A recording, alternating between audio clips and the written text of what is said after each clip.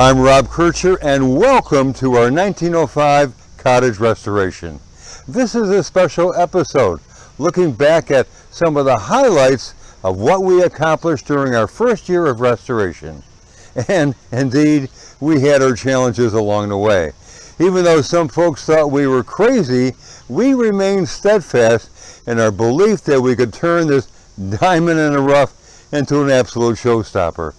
You know, where has the time gone?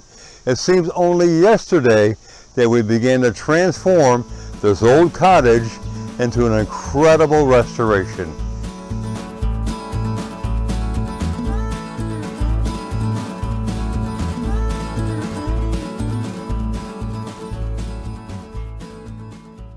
I'm Rob Kircher and welcome to our 1905 cottage, an ongoing series of episodes where my wife and I are going to be restoring this baby back to what it was in 1905, that cozy charmer that everyone loves. Well, of course, we're going to be modernizing things along the way, like updating the electrical, adding new plumbing, if you will, restoring the windows, putting insulation in it, all the things that you have to do to an old home. And we love every single second of it. Now behind me is the original shed, which dates back again to 1905. Well, over the years, it's had some problems. It's actually sunk into the ground. The floor was completely rotted out. So what we've done up to this point is we've ripped the old floor out, we've jacked it up about 1.5 feet, and now we're adding new joists, and soon we're going to have a new floor in it. When I raised this shed several weeks ago to get it out of the mud, I actually jacked it up about 1.5 feet and put a whole new floor in. One of the inherent problems that was very apparent to me is that the windows were too low. This was made for a completely different purpose. It was just a storage shed. This is going to be the future home of my heirloom custom toys. And so I'm going to have workbenches in there that are going to be waist high. So now they are, if I raise all windows to the same height, and I'm going to do that on the other two sides. And then when that's completed, I'm going to scrape it and I'm going to paint it the same color that the new house is going to be painted, which is kind of that interesting blue color with white trim. Dealing with this nasty little problem right here. This is facing the north side, so Lake Ontario is literally about 300 feet in that direction, and this bears the brunt of a lot of that wind and ice and snow and so on. And as you can see, the sill is completely rotted out. There's nothing left to it. So I've got to get this sill out of here and replace it with a new pressure treated piece of wood. Well, Paul's masterpiece is completed. I absolutely love it. And I asked him, do you have a name for it? And he says, yeah, it's Noah's Ark's Gathering of the Animals, or the Gathering of the Animals from Noah's Ark. However you want to look at it, but I got to tell you something, it is absolutely spectacular, and we're going to get a lot of notoriety from just having it here, and already people are lined up wanting to buy paintings from Paul. So, so thank you again, Paul. You did a marvelous job, and we couldn't be more delighted. Well, as we can see, Scott has already pulled the upstairs toilet out. So that's the old one, and in with the new. Scott does not fool around here. It looks like it's seen better days. All right, so this is what our bathroom looks like, minus our toilet and our sink. Well, after working very hard, Scott was able to install the beautiful vanity sink and toilet in our upstairs bathroom, and it looks absolutely fantastic. The other day, she and I went to an architectural salvage place, and we were rummaging around in the basement. I was looking for some old windows for the woodshed, and she found some amazing tile. I mean, these are old tiles that came from out of some wonderful home, no doubt, but they fit perfectly around our fireplace surround, and they're also the color that she wanted for the decor that she has for that room. We got a whole box full for about 40 bucks. Love it. I cut out the profile of the surround, if you will, on the bottom of the hearth of the fireplace. I think it's going to look pretty amazing, I think it's going to look old, and I think people are going to think that, you know, it was always there. There's nothing like enjoying the ambience and warmth of our amazing fireplace. Our Christmas decorations, we have 2,000 lights on our 70-plus-year-old rhododendron, and we absolutely love it. A good reason to drink some wine and bring in the first snowfall of our season. Okay folks, what I'm going to do is take this one piece, slide it in the back of my car here, get it out of the way, so I can then do that cross cut. There we go. Now, I'm going to move this over.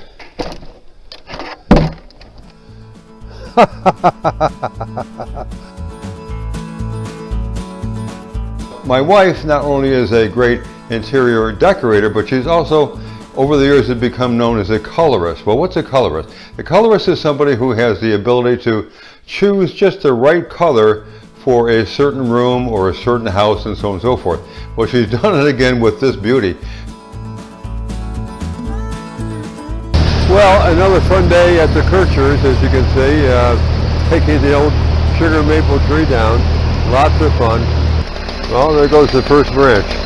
Happy to see it go because it really was a danger to our neighbors and automobiles and so on and so forth.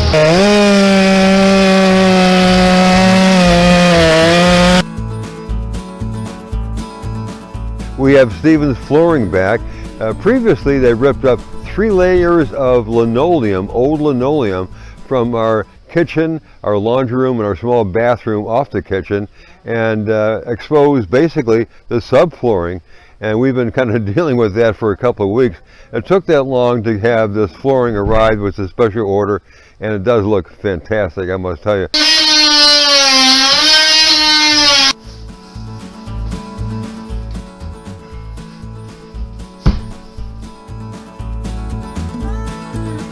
You know, when you work on old houses, it's amazing what you find. Here's an example.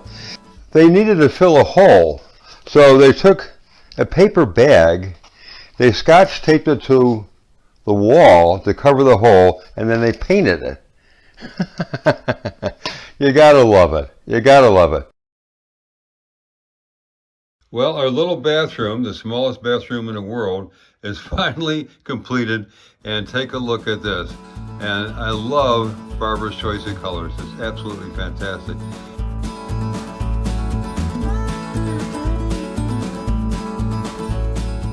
Pod number 2 is safely in our neighbor's driveway, and he's now maneuvering Podzilla back to this flatbed here, and you can see him coming down the road right now. And then number 3, which is a smaller pod, it's about half the size, it's an 8-footer, will be the next one, and that'll be delivered into our driveway. And thankfully, all of our pods from Florida are going to be here in Forest Lawn. All right, here she comes.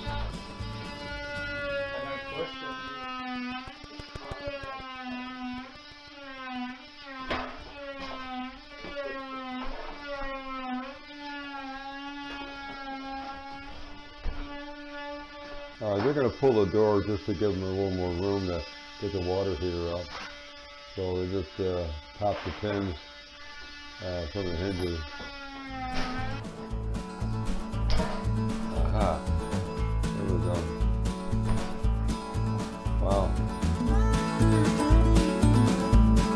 I'm progressing in terms of actually tearing down these old cupboards, which we're going to rebuild so Barbara has more space in them. The cost of lumber these days, it doesn't make any sense to not save all this stuff. So I am going to repurpose and restore all the wood that you see here.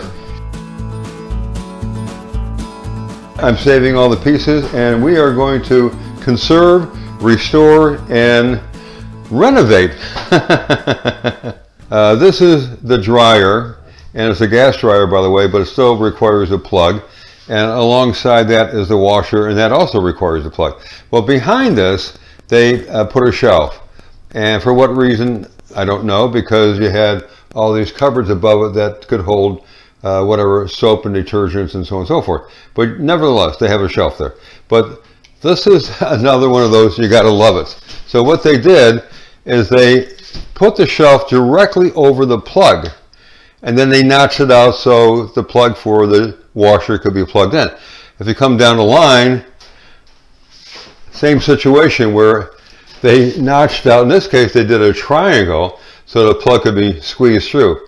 So these are the things that I think are just so hysterical, and I just love them because it's part of the weekend warrior, it's part of the dealing with old cottages, because you never know what you're going to find, and some of these are just very amusing. Electricians were able to change out that old 60 amp and replace it with this wonderful new 200 amp service. As you know, Barb and I love working on our 1905 cottage. And the one thing that stands out, I think, more than anything, and what we try to accomplish on an ongoing basis, is that real custom finish look. We just love it. For example, what Barbara did in the kitchen, the cabinetry is just superb. And behind me, you'll see that we have new cabinetry that we fitted around the stackable washer and dryer, and also the little refrigerator. And so it looks like it was just, it grew out of that space, and that's really what we were looking for. This is why it's on wheels. You can see what I'm going to be doing here. I'm pushing it back into this little section, and it's going to slide in, and that bump out fits perfectly with the other piece of cabinetry that we have here. And just as I said, it kisses this cabinetry, so we have about a 3.5, 4-inch bump out, and we think that it just adds that much more interest to the overall configuration of cabinetry. So that was a straight plane, we bump it out, and now we have another interesting element that the eye can kind of spend some time with. It's the next morning and I finally have this completed. And the important thing is that Barbara loves it. And if Barbara loves it, I love it. Of course, we're just kidding. But we both love the whole idea of the custom look, if you will, a real finished look. That's what we were striving for, and I believe we accomplished it. As you can see, it's raining. It wasn't supposed to be raining, but it is. Behind me is a bit of a disaster. I've got my 4x8 tempered boards, which I'm using to line the inside of the shed with, and they don't like rain, folks. 24-inch cut here, and I need to cut about 62 inches here.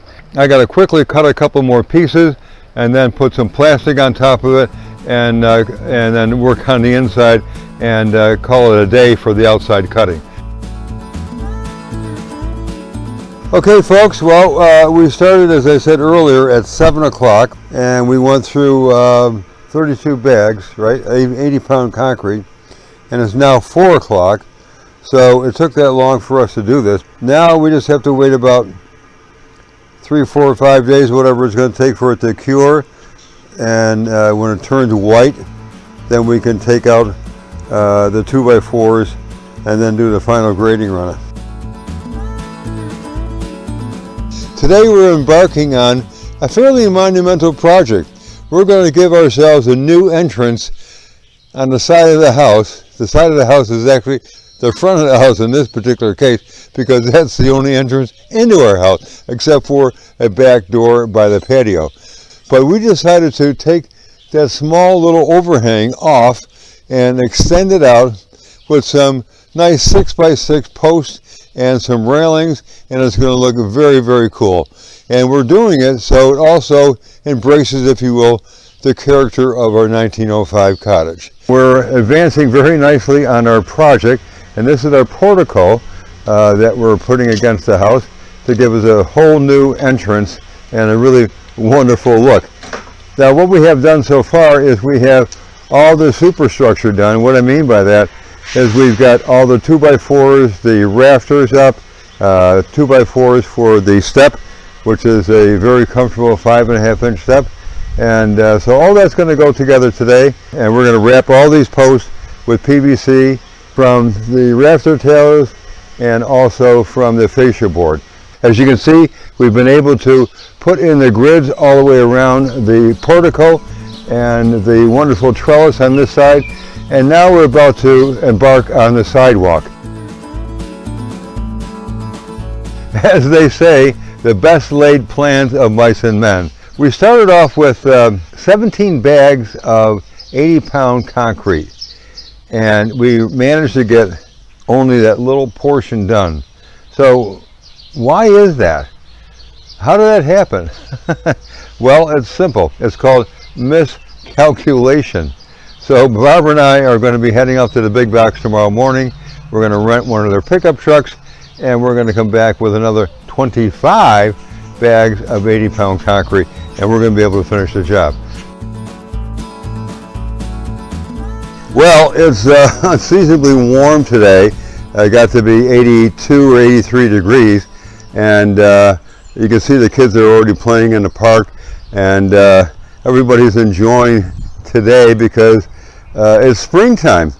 However, you're talking about upstate New York, and tomorrow it's going back down into the 60s. It's probably going to stay there for another week or so. I'm taking advantage of the weather right now, and I'm seeding my lawn, or seeding my ground, I should say, because it's been nothing but dirt for a long, long time, because it's been under construction for a long, long time.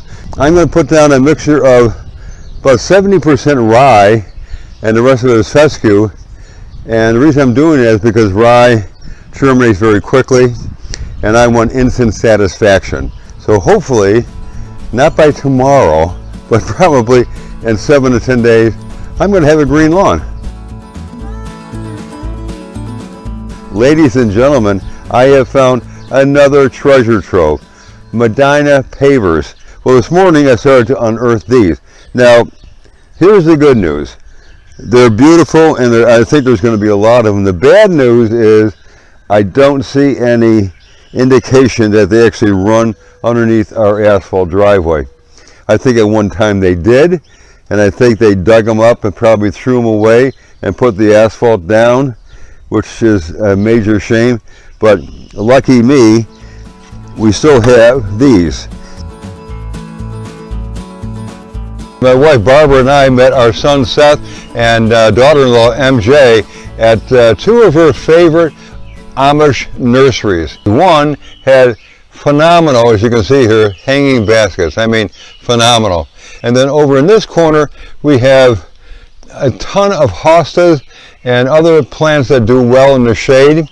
And what we're doing is creating a meandering pathway that's going to be coming from the patio and working its way up to about where I am right now. Believe it or not, but I've been out here since 3:30 this morning with the floodlights on. I know I'm crazy. My wife tells me I'm crazy all the time, but you know what? I got so excited about this project, I wanted to dive right into it. Well, I hope you enjoyed the look back at our first year anniversary. Coming up next week, I'll be planting beautiful flare hydrangeas in the knee wall garden that Barbara and I found at a local nursery, along with daisies and other plants given to us by a generous neighbor. Then plumber Scott Guilfoyle and Marvelous Marvin will be installing a long-needed second hose outlet. And family friend Herb Proderick will be installing a gorgeous rain chain he handcrafted near our portico. It's all coming your way, so don't forget to subscribe, like, share, and comment. And as always, folks, it is most appreciated. Thank you so much.